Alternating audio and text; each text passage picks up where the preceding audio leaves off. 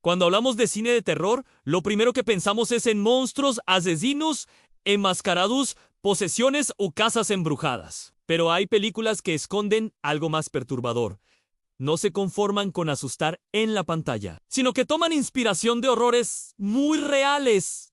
Horrores que siguen vivos fuera del cine. Y eso es lo que convierte a Weapons en uno de los casos más turbios del cine de los últimos años. Estrenada en el verano de 2025. Weapons se presentó como una película de terror con tintes surrealistas, pero pronto quedó claro que escondía mucho más. Desde su primer tráiler, las imágenes dejaron al público inquieto. Por ejemplo, un rifle flotando, escenas de violencia descontextualizadas, personajes atrapados en una especie de bucle interminable de horror. Todo parecía un ejercicio visual extraño, hasta que los críticos y algunos espectadores comenzaron a descifrar los mensajes ocultos. Lo perturbador era que, detrás de la trama, se escondía una alegoría directa a las matanzas escolares y la violencia armada en Estados Unidos. No se trataba de un simple relato de ficción and weapons. Utilizaba símbolos y escenas inspiradas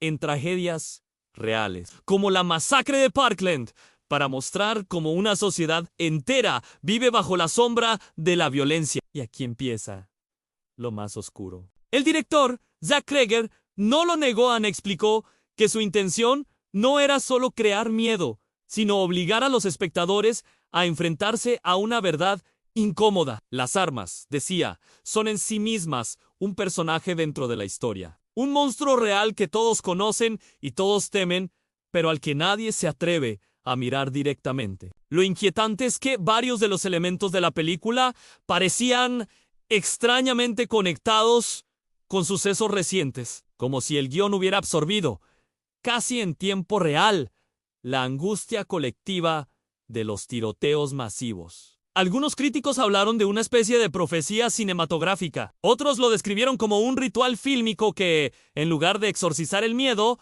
lo amplificaba. Las consecuencias no tardaron en llegar. En varios cines de Estados Unidos durante las primeras semanas de estreno se reportaron incidentes extraños, espectadores que abandonaban la sala llorando. Otros que decían haber tenido ataques de ansiedad e incluso casos aislados de personas que aseguraban haber escuchado disparos dentro de la sala cuando en realidad no había nada. La paranoia se mezclaba con la realidad y la ficción de Weapons parecía desbordar la pantalla. En redes sociales comenzó a circular una teoría aún más siniestra. A la película estaba maldita. Algunos afirmaban que el fusil flotante que aparece varias veces en la historia era más que un recurso estético, que era una representación de la violencia como entidad viva, algo que se manifiesta y que se alimenta de cada nueva tragedia. Un símbolo alegórico que al ser proyectado conseguía transmitir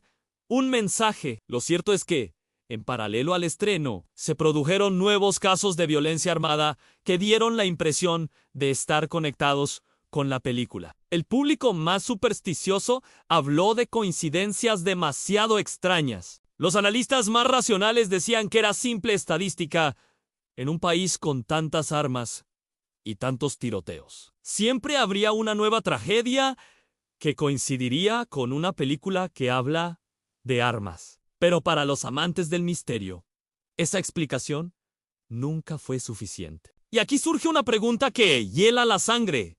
¿Hasta qué punto el cine puede absorber la violencia de la sociedad y devolverla distorsionada? ¿Qué ocurre cuando deja de ser solo una ficción y comienza a convertirse en un catalizador con consecuencias reales? El debate se encendió. Algunos acusaron a Weapons de ser irresponsable, de explotar el dolor de las víctimas para vender entradas. Otros defendieron la obra como una denuncia valiente, un intento de obligar al público a mirar un problema que lleva décadas consumiendo a una nación. Pero más allá de las opiniones, la película dejó algo claro.